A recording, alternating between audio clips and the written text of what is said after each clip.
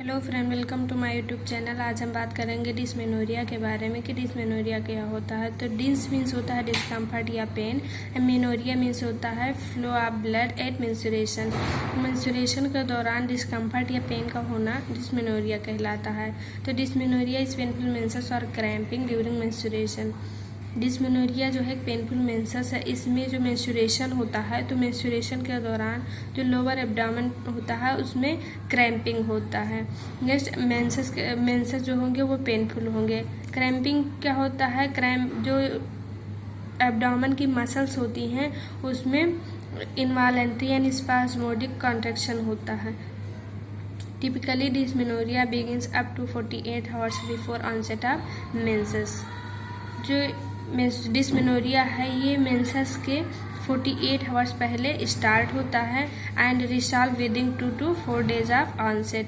मतलब और जो मेंस्ट्रुअल पीरियड होता है उसके 2 से 4 दिन के अंदर अंदर ही ये रिसॉल्व हो जाता है।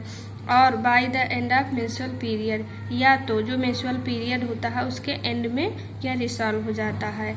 Dysmenorrhoea can be classified as primary spasmodic और सेकेंडरी कंजेस्टिव डिस्मेनोरिया। जो डिस्मेनोरिया है इसको 2 पार्ट में क्लासिफाइड किया गया है। फर्स्ट वन है primary spasmodic and secondary congestive dysmenorrhoea. हम फर्स्ट वन देखेंगे प्राइमरी डिस्मेनोरिया कि प्राइमरी डिस्मेनोरिया क्या होता है। तो primary dysmenorrhoea is one where there is no pelvic pathology. Primary dysmenorrhoea जो है इसमें कोई पेल्विक पैथोलॉजी नहीं होता है या कोई पेल्विक डिजीज या इन्फेक्शन नहीं होती है कि जिनकी वजह से डिस्मेनोरिया कॉज हो। Usually occurs within 1 to 3 years of menarche. Primary dysmenorrhoea जो है वो मिनार्की के 1 से 3 साल के अंदर होता है। नेक्स्ट हम देखेंगे causes of primary dysmenorrhoea. Painful uterine contraction stimulated by prostaglandin produced by the endometrium during menses. इसमें क्या होता है, जो मेंसेस होता है मेंसेस के दौरान जो इंडोमेट्रियम है, इंडोमेट्रियम के अंदर प्रोस्टाग्लैंडिन जो है वो इंक्रीज हो जाता है। प्रोस्टाग्लैंडिन का प्रोडक्शन जब इंक्रीज हो जाएगा तो उसकी वजह से जो यूट्राइन कॉन्ट्रैक्शन है वो भी इंक्रीज हो जाएगा। अगर यूट्राइन कॉन्ट्रैक्शन इंक्रीज होगा तो जो मेंस्ट्रुएशन होगा वो पेनफुल होगा। नेक्स्ट अब हम देखेंगे सिम्टम्स ऑफ प्राइमरी डिस्मेनोरिया। तो प्राइमरी डिस्मेनोरिया के सिम्टम्स क्या क्या होते हैं। Sharp intermediate suprapubic pain radiating to the back और थाई। इसमें शार्प पेन होगा एंड इंटरमीडिएट सुप्राप्यूबिक पेन होगा जो कि बैक और थाई की तरफ रेडिएट होता है।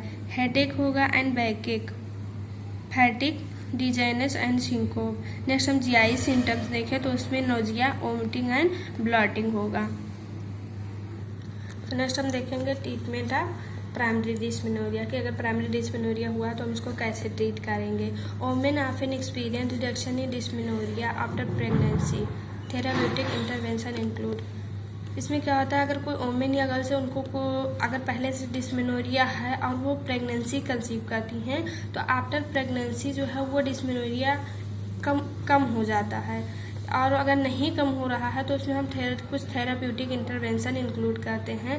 NSAID started 1 to 3 days before the onset of menstruation to decrease prostaglandin production.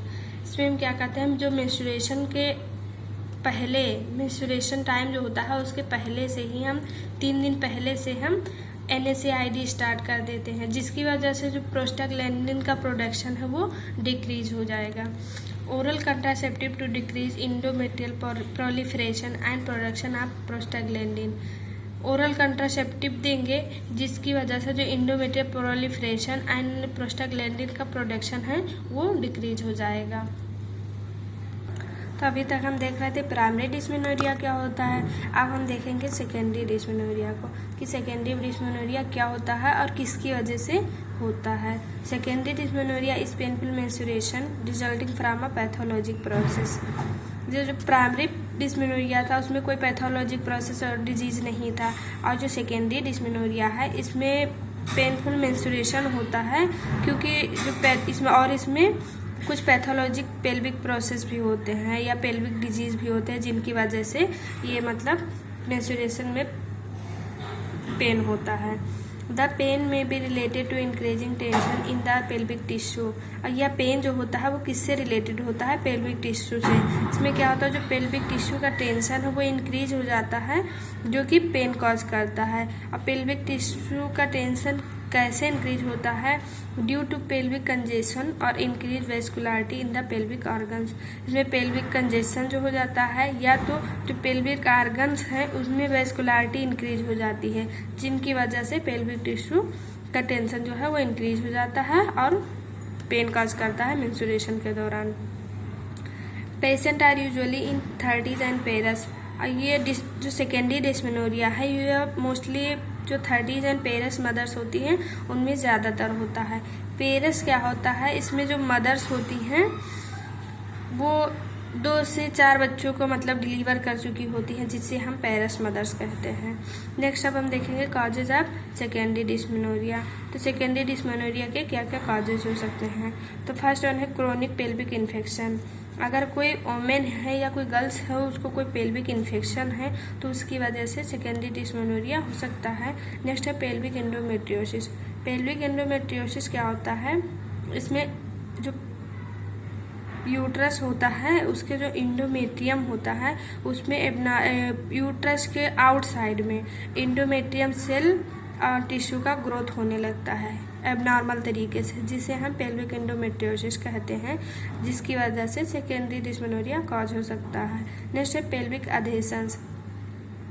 Pelvic अधेशंस क्या है? बैंड्स है एक स्कार टिश्यू का। इसके पेल्विक अधेशन जो है एक बैंड है स्कार टिश्यू का, इसकी वजह से जो इंटरनल ऑर्गन्स होते हैं वो एक दूसरे से मतलब चिपक जाते हैं। अगर कोई वोमेन से उसको पेल्विक अधेशन है तो वो भी सेकेंडरी डिस्मेनोरिया कॉज करता है। नेक्स्ट है यूट्राइन फाइब्राइड।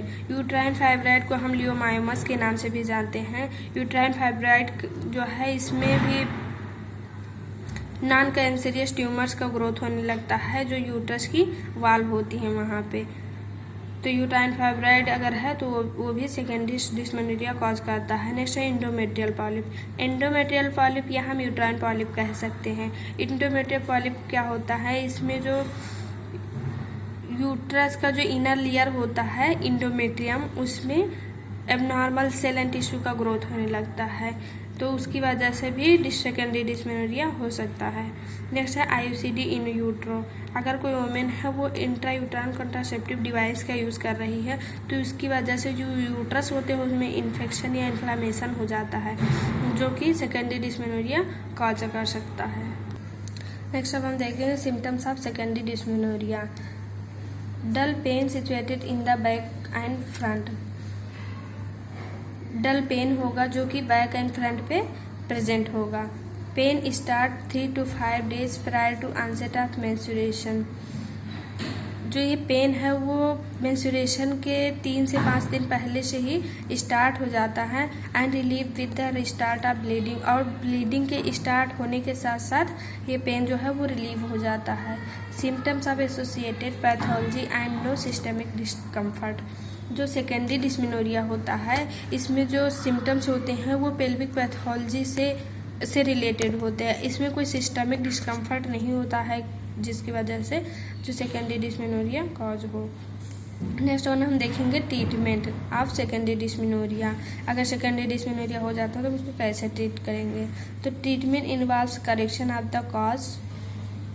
जो सेकेंडरी डिस्मेनोरिया का ट्रीटमेंट है वो उसके काजेज को हम उसमें पहले सेकेंडरी डिस्मेनोरिया के काजेज को हम करेक्ट करेंगे। Next the type of treatment depend on the severity. और जो डिस्मेनोरिया है इसके ट्रीटमेंट जो है वो डिस्मेनोरिया की सीवियरिटी के ऊपर डिपेंड होता है and age and priority of the patient. और जो पेशेंट होगी उसके एज एंड प्रायोरिटी के अकॉर्डिंग ये ट्रीटमेंट जो है वो दिया जाता है।